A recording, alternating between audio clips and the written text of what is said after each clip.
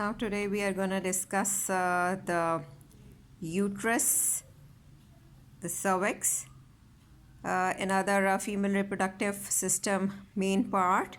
Now you can see it's a pear-shaped organ, inverted pear. You can see it is dilated in its upper end and its lower end is in a canal form or narrower.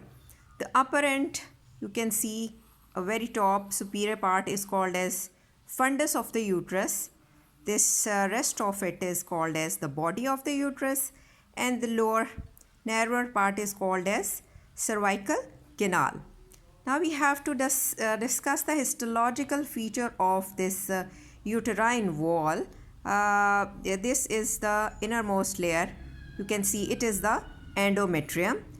Then next to it, the thickest layer is the myometrium, meant for muscles. You can see it, and on its very outer side a thin connective tissue layer called as perimetrium. It is present, let's first discuss perimetrium. It is present as serosa as well as adventitia. On the posterior aspect and on the upper superior aspect, the serosa is lining it, made up of mesothelium predominantly along with the connective tissue. Rest of the anterior surface is covered by the adventitia here. So that was all about the perimetrium. Then we have to discuss the endometrium and myometrium, the main part of it that takes part in the cyclic changes which we can observe here histologically. Now you can see another picture below. So this is the endometrium. Endometrium is what? It is basically the mucosa of the uterine wall.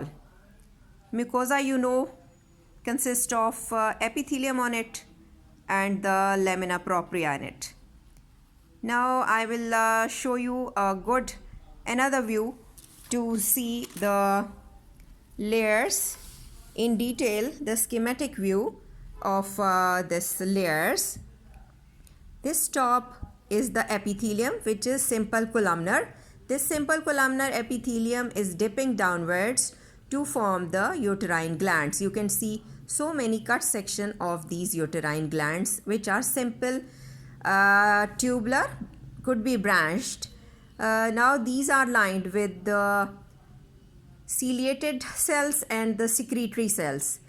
In the uterine gland, you would observe predominantly the secretory cells, ciliated cell rather having gynoecilia.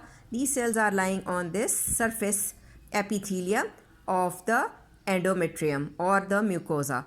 Now rest of it, you can see the lamina propria, which we will divide. The 2/3 of it is called as, up to here, the functional layer, or you call it as stratum functional. Below it, the darker portion but occupying the lower 1/3 is called as basal layer, or you call it as stratum basal. This stratum functional is spongy-like in appearance and consisting of high amount of ground substance in addition to the cells and the fibers in it. The lower basal layer, which is looking more denser, it is highly cellular layer. Let me enumerate the cells. The fibroblast could be there, macrophages, leukocyte, fibers are reticular, and collagen. So the denser color is due to its high cellularity over it.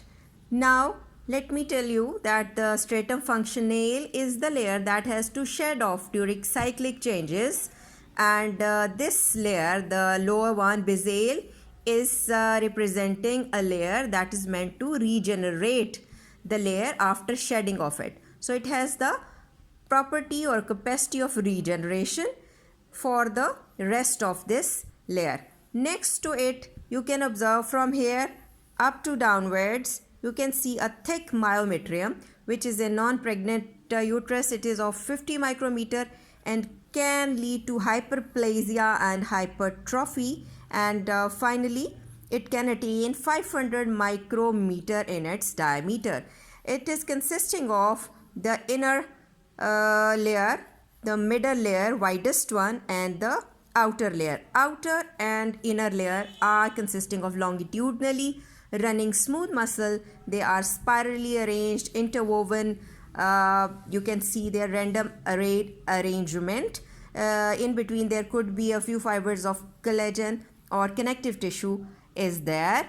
The middle layer is very well vascularized in it. It is so much vascularized that another name is given to that middle layer as a stratum vasculaire.